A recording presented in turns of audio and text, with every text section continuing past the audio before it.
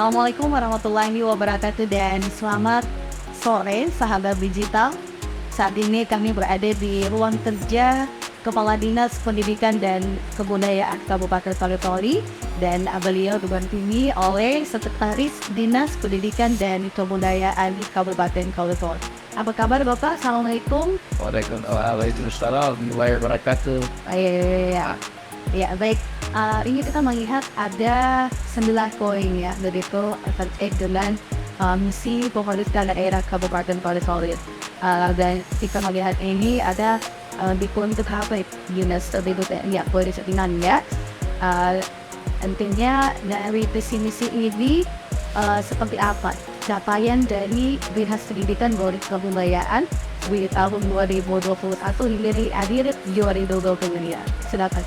Ya benar, dari 9 misi Pak Bupati dalam rangka mencapai visinya, satu diantaranya adalah meningkatkan sumber daya manusia. Dan untuk meningkatkan sumber daya manusia, tentu itu dipengaruhi oleh kualitas pendidikan. Oleh karena itu, di Dinas Pendidikan ini fokus untuk meningkatkan mutu pendidikan dan bagusnya kita di sini karena kita sudah punya rapor pendidikan. Sehingga berdasarkan hasil rapor pendidikan itu sebagai dasar untuk tindak lanjut untuk kita laksanakan kegiatan. Antara lain yang harus kita tingkatkan adalah partisipasi sekolah baik SD, SMP maupun lulusannya. Dan itu terus kita benahi dan ada beberapa hal yang kita sudah lakukan di sini berkaitan dengan target-target tadi. Alhamdulillah secara angka kita melampaui dari target-target yang kita sudah capai, dan pelaksanaan di beberapa bidang juga itu fokus dalam rangka menyelesaikan permasalahan-permasalahan penting dalam rangka menunjang kualitas pendidikan di Kabupaten Toli-Toli. Struktur organisasinya sendiri bisa digambarkan seperti apa, terbagi dalam berapa bidang begitu, kemudian program-program kerjanya seperti apa, bisa dijelaskan Pak? Oh iya, ya terima kasih. Kita di Dinas Pendidikan ini didukung oleh satu sekretariat dan 4 bidang, yakni bidang pendidikan dasar itu membidani sarana prasarana, SD, SMP, peningkatan sumber daya manusia juga di dalam, yaitu yang menangani satuan sekolah dasar dan satuan pendidikan SMP. Itu kemudian yang kedua bidang PNFI, pendidikan non formal dan informal. Di situ menangani pendidikan anak usia dini 4 sampai 6 tahun. Itu menyelesaikan tugas-tugasnya pada satuan pendidikan TK, SD dan kelompok bermain. Di sana juga ada pendidikan kesetaraan, ada paket A, B dan C untuk menuntaskan angka putus sekolah. Dan sarana prasarana pada lembaga satuan TK dan PAUD juga di dalam. Ada bidang GTK, guru dan tenaga kependidikan. Itu membidani tentang bagaimana pemerataan guru sumber daya yang ada di satuan pendidikan. Dan di sana juga ada peningkatan kesejahteraan, tunjangan, tamsil, sertifikasi, dan daerah-daerah khusus. Dan di sana juga pemerataan kebutuhan guru, kekurangan dan kelebihan, dan penyebaran. Kemudian ada bidang kebudayaan, itu menangani bagaimana budaya yang ada di Kabupaten Toli-Toli ini. Kalau kita tahu ada 3 etnis, Toli-Toli, Dondo, dan Dampal. Dan program kerja mereka ini sudah alhamdulillah program capaiannya misalnya di pendidikan ini MULOK untuk melestarikan bahasa lokal, yakni bahasa Toli-Toli juga sudah kurikulum itu sudah jalan sesuai dengan wilayahnya, dan kurikulumnya alhamdulillah sudah hampir rampung. Juga bahasa Dondo juga kita sudah launching kemarin, sedang berjalan, sedang berproses. Dan bahasa Dampal juga kurikulumnya udah jadi, silabusnya sudah namun kita masih dalam proses adaptasi dan sedang berjalan. Itu. Ya, baik. Dan untuk Pak Kadis, tentunya ini untuk meningkatkan mutu pendidikan seperti itu. Tentunya bukan hanya kualitas sumber daya manusianya, ya. Nah, tentunya dalam hal ini didukung oleh sarana dan prasarana. Kira-kira dari Dinas Pendidikan sendiri, bagaimana strategi untuk meningkatkan ataupun mewujudkan mutu pendidikan sesuai dengan visi dan misi? Iya. Jadi kita punya angka capaian pembangunan berkaitan dengan fisik itu jelas ya. Masih ada beberapa sekolah yang harus kita benahi. Karena itu persyaratan dalam rangka meningkatkan mutu pendidikan. Jadi sebagaimana disampaikan tadi oleh Pak Sekdis bahwa di sini ada bidang Dikdas yang menangani sarana dan prasarana dan kita fokus. Tahun ini saja kita sudah tetapkan dan akan dibangun kurang lebih 30 rumah guru termasuk juga Di 10 kecamatan. 10 kecamatan. Baik. Kenapa kita bangun itu? Karena kita ada penerimaan guru P3K. Jadi kita siapkan dulu sarananya, kemudian gurunya masuk sehingga nanti pada saat penempatan guru itu tidak lagi harus bingung mencari rumah karena rumahnya sudah disiapkan. Kalau guru sudah nyaman ya tentu akan berpengaruh terhadap kenyamanannya dalam mengajar. Sisi lain tentu juga kita harus memperbaiki kompetensi guru dan terus kita lakukan terus bimbingan, dan kami juga menata dalam rangka mempersiapkan guru-guru penggerak yang nanti cikal bakal untuk menjadi kepala sekolah dan pengawas, karena dua jabatan ini harus diisi oleh guru-guru yang memiliki kemampuan bagus dan alhamdulillah di Kabupaten Toli-Toli saat ini cukup bagus.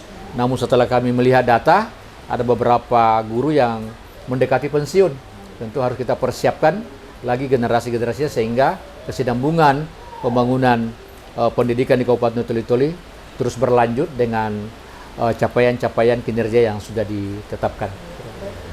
Untuk jumlah gurunya sendiri itu di 10 kecamatan berapa totalnya untuk yang ASN?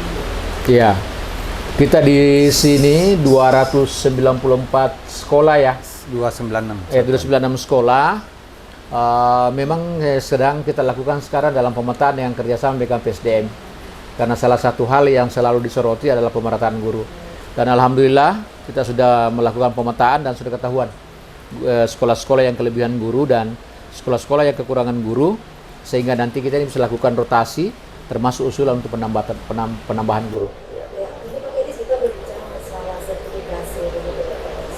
Kira-kira seberapa besar peran sertifikasi ini terhadap sumber daya manusia, termasuk para tenaga pendidik begitu? Iya, sertifikasi ini kan hal yang tanda kutip ya wajib ya, karena guru yang bersertifikasi itu kan sudah menjadi guru yang profesional yang diharapkan dalam rangka meningkatkan kualitas. Dan pemerintah juga komitmen bagi guru yang bersertifikasi tentu diberikan tunjangan. Oleh karena itu kita berharap semua guru kita itu akan bersertifikasi. Dan itu yang kita sedang lakukan, karena untuk menjadi guru yang bersertifikasi tentu ada beberapa persyaratan yang harus dipenuhi. Terutama tentu linearnya yang harus kita jaga. Oleh karena itu mulai sekarang kita betul-betul merekrut guru yang berkesesuaian dengan standar mutu yang diinginkan secara nasional.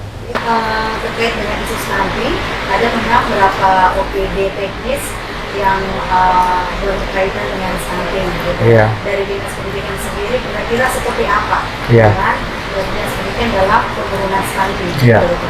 Jadi Dinas Pendidikan itu kan tetap berkomitmen dalam berkaitan dengan tugas dan fungsinya adalah Dinas Pendidikan tentu memberikan pemahaman yang baik terhadap masyarakat supaya dia memahami stunting. Jadi stunting itu kan bukan cuma secara fisik, tapi stunting juga itu harus diberikan jangan sampai di pemikirannya.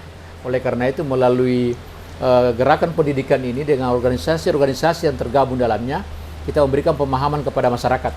Salah satunya di SD dan SMP dari dini kita sudah sampaikan bahwa salah satu penyebab stunting itu adalah kawin usia dini. Sehingga dari usia sekolah itu kita sampaikan, karena risiko kawin usia dini itu adalah membuat stunting. Oleh karena itu kami Dinas Pendidikan sudah mengambil bagian untuk masuk dalam, mohon maaf kalau kita mengatakannya, dakwah dalam rangka menghindari stunting dalam sisi pendidikan. Baik, ini kita melihat dari segi retribusi gitu ya, kira-kira dari dinas pendidikan retribusi seperti apa yang bisa mendongkrak pendapatan asli daerah? Oh, kalau itu kita sudah berjalan ini termasuk rumah dinas, termasuk ada fasilitas-fasilitas perbankan ada di depan, itu bahagian dari PDK ATM. Kemudian insya Allah ke depan kami sudah, Pak Kadis sudah buat perencanaan, mudah-mudahan dalam waktu cepat realisasi tahun ini SKB itu nanti salah satu sentral pusat pelatihan yang semua OPD bisa menggunakan, dan kita sendiri, dan insya Allah kami sudah berkomitmen kegiatan apapun baik sifatnya APBN, APBD kita laksanakan di sana. Ini sudah sedang dalam tahapan renovasi untuk lebih kelayakannya untuk dimanfaatkan sebagai fasilitas untuk tempat pertemuan, pelatihan, dan lain sebagainya. Itu salah satu andalan pendapatan kami, insya Allah. Tentunya dengan adanya itu bisa mendongkrak PAD ya. Dia berfungsi ganda. Di samping dia memberikan kontribusi terhadap PAD, juga dia memberikan kontribusi terhadap pengembangan SDM Ya, melalui diklat. Dari beberapa proyek yang sudah disampaikan, capaian pendidikan, dari sertifikasi, kemudian retribusi. Ini yang terakhir Pak Kadis ya, kira-kira untuk rencana kerja ke depan, Iya. 1 tahun ke depan ini pada sektor pendidikan dan kebudayaan, kira-kira seperti apa harapannya? Iya. Kita sudah keliling 296 sekolah, 10 kecamatan. Kita membangun komitmen bahwa masing-masing sekolah itu sudah harus mantap dalam manajemen sekolahnya. Oleh karena itu rencana kerja sekolah, rencana anggaran sekolah, semua anggaran itu berpihak pada kualitas pendidikan. Karena indikator pendidikan itu ada dalam rapor pendidikan. Dan dalam bahasanya kita bahwa yang warna merah kita hilangkan karena pendidikan yang bagus itu semua angka-angka itu berada pada warna hijau. Dan kami sudah komitmen dengan sekolah seluruh kecamatan di Kabupaten Toli-Toli. Semoga apa yang kita sudah sepakati itu dapat kita kolaborasikan sehingga mewujudkan mutu pendidikan di Kabupaten Toli-Toli yang tergambar nanti dalam rapor pendidikan kita. Dan insya Allah mudah-mudahan dengan kerjasama yang baik termasuk Kominfo terus mensosialisasikan hal ini sehingga menjadi perhatian untuk seluruh masyarakat Kabupaten Toli-Toli, sehingga kita bangun dunia pendidikan ini dalam bentuk kolaborasi, gotong royong, sehingga ke depan kita melahirkan generasi yang menyambut Indonesia Emas tahun 2045. Generasinya siap karena kita sudah rancang dari sekarang. Ya, Sekretaris, kira-kira himbauan seperti apa ya, untuk lebih meningkatkan mutu pendidikan? Iya, himbauan ya begini, supaya kita semua masyarakat semua mengambil peran, karena pendidikan ini tidak tuntas kalau hanya dinas pendidikan. Kami mengharapkan sebenarnya seluruh lapisan masyarakat di seluruh pelosok semua mengambil peran, mulai dari RT, kepala desa, camat. Di sini yang punya peran yang paling dekat dengan masyarakat. Kami menghimbau, diajaklah masyarakatnya. Di mana mahasiswa itu ada masyarakat yang tidak bersekolah, diajak bersekolah, karena kami, guru-guru kami juga tidak bisa semuanya mengcover itu, karena tugas guru kami mengajar. Jadi kami sangat berharap partisipasi teman-teman di lapisan bawah menghimbau, dan juga sedikit lagi untuk mendongkrak angka partisipasi sekolah pada usia dini, usia 4-6 tahun. Diharapkan di tahun 2024 capaiannya itu tidak ada lagi siswa usia 4-6 tahun itu tidak masuk di TK. Itu wajib. Itu menjadi komitmen pemerintah pusat, karena target 24 harus 100%.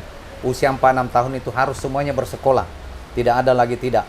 Jadi insya Allah Pak Kadis sudah merencanakan kita akan turun lagi 10 kecamatan untuk turun bersama kepala desa, Pak Camat, untuk mensosialisasikan ini gerakan bersekolah pada usia 4-6 tahun. Kalau di usia SD, SMP itu alhamdulillah tahun ini kita menurun angka putusnya juga, angka terputus sekolahnya. Artinya sudah ada kerjasama, tinggal ditingkatkan. Berarti dibutuhkan ini kerjasama antara dinas pendidikan, kemudian bersama stakeholder. Iya. Ya baik Pak Kadis, Pak Sek, terima kasih banyak. Dan tentunya pemerintah daerah Kabupaten Boyolali bersama Dinas Pendidikan dan Kebudayaan Kabupaten Boyolali bersinergi dan berkolaborasi dalam meningkatkan mutu pendidikan di Kabupaten Boyolali, tentunya agar ke depan sektor pendidikan makin berkualitas, berdaya saing dan cakap digital. Saya Dewati, Assalamualaikum warahmatullahi wabarakatuh. Waalaikumsalam warahmatullahi wabarakatuh.